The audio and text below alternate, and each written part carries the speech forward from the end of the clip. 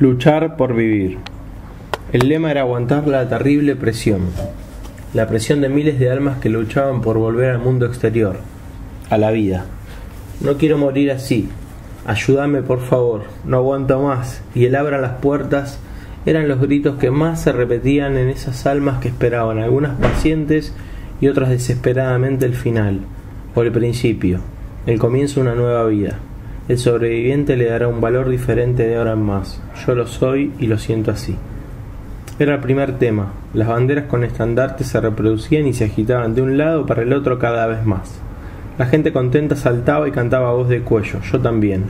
Igualmente me había fijado que eran 4 ya las bengalas prendidas. Más las 2 del comienzo, se habían encendido 6 en total. Pero la séptima fue la peor. Fue mortal. Era distinta, lanzaba luces hacia arriba, yo la vi. Todo pegaba en el techo, en la media sombra, y en una milésima de segundo prendió todo. Estuve consciente en todo momento.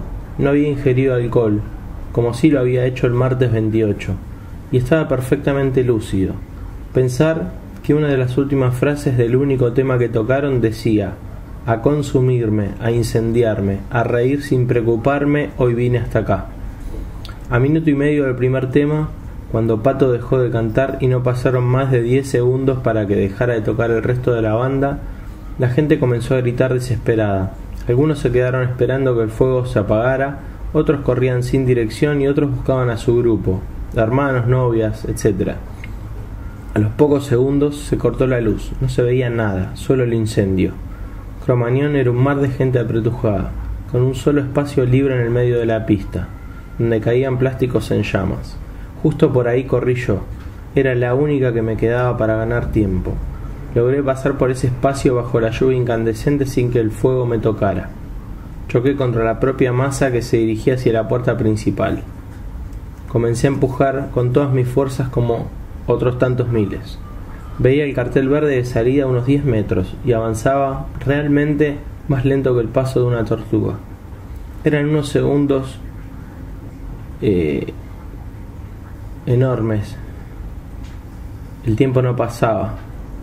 En poco tiempo una nube negra se apoderó del lugar. La única luz que se veía era la del propio fuego que había incendiado las banderas que estaban apostadas en los balcones.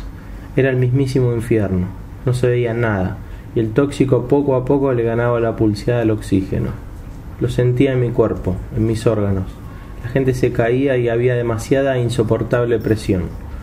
Muchas veces quedé apretado en avalanchas en diferentes canchas de fútbol, pero esta presión era diferente a todas. Eran miles contra mi espalda, ejerciendo fuerza para adelante. Casi sin darme cuenta, cuando llegué a estar debajo del cartel que veía hace instantes a 10 metros, lo tenía ahí. Estaba contento, era la salida. Mi ilusión duró poco. Todo se desbarrancó cuando noté que la gente que tenía delante no avanzaba. A centímetros tenía el hall de 3 metros aproximadamente, pero constantemente veía los mismos. Me di cuenta que las puertas estaban cerradas. No me quedaba otra que esperar, la muerte o el milagro de la vida.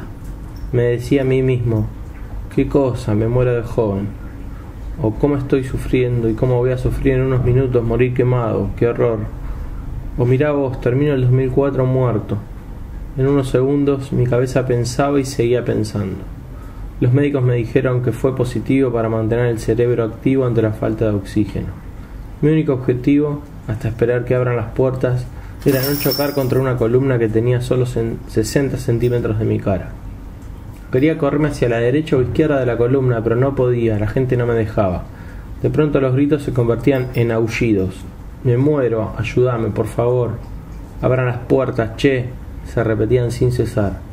Por la presión que tenía en mi espalda me iban corriendo para adelante. Tenía la columna a solo 30 centímetros. Fue ahí cuando me di cuenta que estaba parado encima de personas que me rasguñaban las piernas, desesperados por vivir. Querían que alguien los ayudara, pero ni yo ni nadie podía hacer nada. No tenía lugar para estirarles una mano. Lamentablemente, y me angustia mucho decirlo, era mi vida o la de ellos. Era la ley de la selva, la ley del más fuerte, del más vivo, del que tenía más suerte o más coraje, qué sé yo. Gracias a esa gente, a esos cuerpos que estaban en el piso, pude elevarme unos centímetros más y pude captar el poco oxígeno que venía, no sé de dónde, pero lo sentía. Había gente más alta que yo que me impedía captar ese aire de vida. Comencé a respirar mal. La remera que tenía en la cintura no la podía sacar ya que estaba muy apretada contra el cuerpo de la persona que tenía detrás. Seguía tranquilo, pero con menos esperanzas. Fue cuando escupí la columna, que ya tenía solo 10 centímetros. Pensé que era sangre y que me estaba asfixiando. Luego en la calle me di cuenta que era un líquido negro. Al mismo tiempo, un joven calvo que tenía a mi lado cruzó el brazo para sostenerse y ayudarse haciendo fuerza contra la columna. Casi me quita el poco aire que venía. Le tomé el antebrazo y le dije sin fuerza y con un hilo de voz tan fino como la vida que me quedaba: por favor, pelado, bajá el brazo porque me muero acá nomás. Por suerte lo entendió y lo sacó. Tranquilo, vamos a salir, me contestó. No me dejes morir, pelado, si caigo levantame, fue mi ruego. No aguantaba más. Los segundos eran interminables. No sé calcular el tiempo que estuve ahí adentro, donde la gente se moría bajo mi mirada. En un momento no sentí más los gritos, solo un enorme silencio. Lo único que escuchaba era mi respiración. De repente, en mi inminente desvanecimiento, sentí oxígeno, aire y más aire. La terrible presión se descomprimía. Lo seguía el pelado hacia la derecha, aire y más aire. Vi luz y un bombero entrando con una manguera. Salí por una puerta de emergencia que ellos habían abierto. El recorrido de los 3 metros del hall fue lo más lindo que me pasó en la vida. Era mi nuevo nacimiento. Sentí el aire en mi cara, mis órganos otra vez. Salí. Me abracé fuerte con el pelado. Le dije: soy de Parque Chas, Urquiza, ¿y vos? De Devoto, me contestó. Mi deseo es que este relato sirva de algo, que sea un granito de arena para cambiar nuestra conciencia diaria, y que ante un hecho semejante usemos la cabeza para pensar y finalmente el corazón para sentir.